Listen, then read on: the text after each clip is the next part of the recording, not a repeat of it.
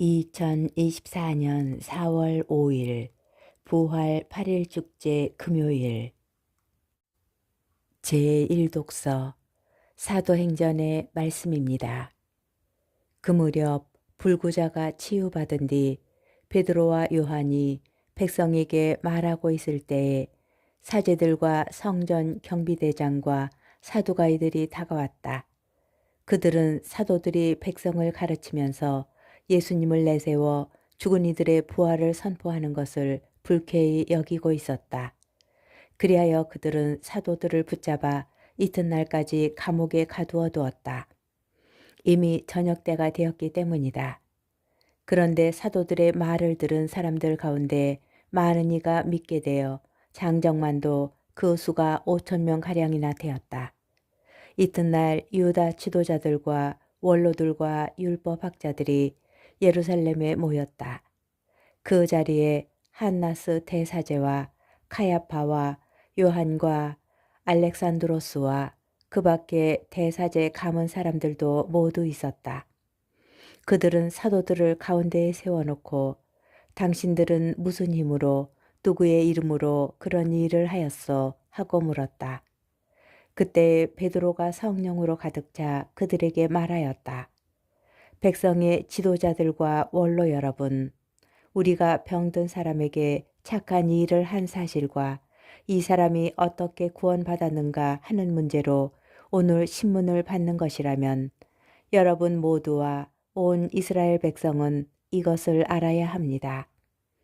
나자렛 사람 예수 그리스도의 이름으로 곧 여러분이 십자가에 못 박았지만 하느님께서 죽은 이들 가운데에서 다시 일으키신 바로 그분의 이름으로 이 사람이 여러분 앞에 온전한 몸으로 서게 되었습니다.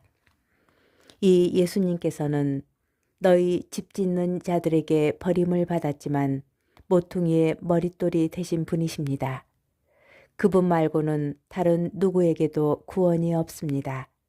사실 사람들에게 주어진 이름 가운데에서 우리가 구원받는 데 필요한 이름은 하늘 아래 이 이름밖에 없습니다. 주님의 말씀입니다.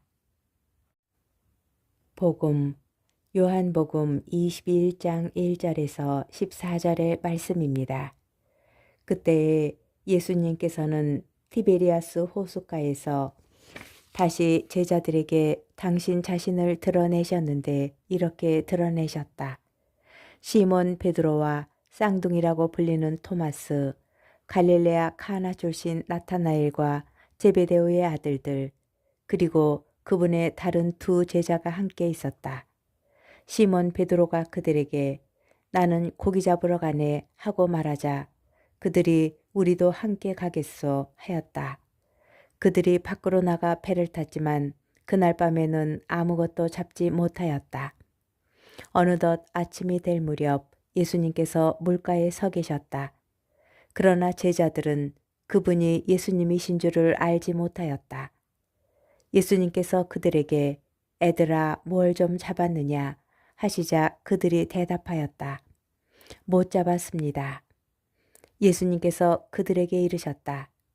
그물을 배 오른쪽에 던져라.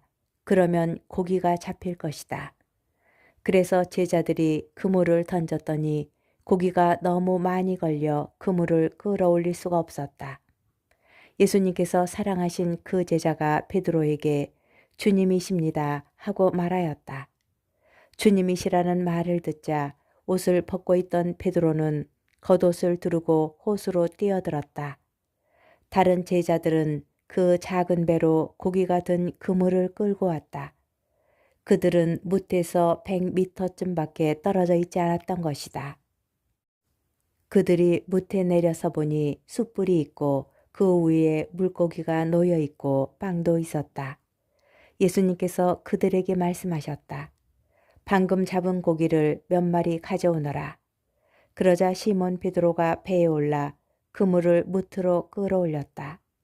그 안에는 큰 고기가 153마리나 가득 들어 있었다. 고기가 그토록 많은데도 그물이 찢어지지 않았다.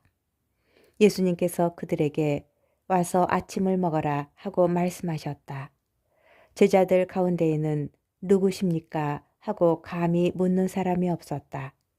그분이 주님이시라는 것을 알고 있었기 때문이다. 예수님께서는 다가가셔서 빵을 들어 그들에게 주시고 고기도 그렇게 주셨다. 이렇게 예수님께서는 죽은 이들 가운데에서 되살아나신 뒤에 세 번째로 제자들에게 나타나셨다. 주님의 말씀입니다. 오늘의 묵상. 주일 부활 사화의 대부분은 밤에 시작됩니다. 예수님께서 돌아가신 뒤 베드로와 제자들은 고기를 잡으러 나가지만 그날 밤에는 아무것도 잡지 못합니다. 그러나 어느덧 아침이 될 무렵 예수님께서 그들에게 나타나시고 고기를 잡을 수 있는 방법을 알려주십니다. 말씀하신 대로 그물을 던지자 큰 고기가 가득 들어 있었고 그토록 많은데도 그물이 찢어지지 않는 일이 일어납니다. 문장은 풍요를 표현하는 수식어들 곧 큰, 가득, 많은을 연달아 3개나 사용함으로써 예수님 말씀대로 하였을 때 따라오는 결과를 강조합니다.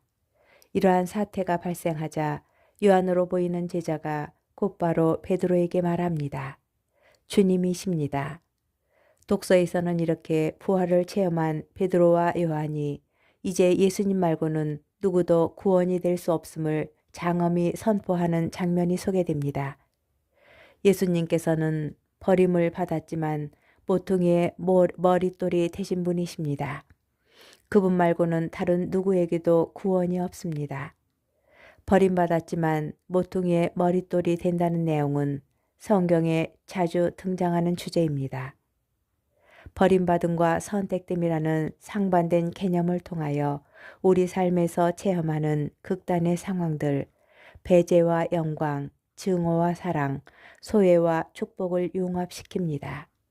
아무것도 잡지 못하는 시간을 크고 많은 것을 가득 거두어 드리는 시간으로 변화시키시는 분, 버려진 것 같은 인생을 모퉁이의 머릿돌로 만드시는 분, 나의 모든 것을 준비하고 마련하시는 분, 그분을 주님이십니다.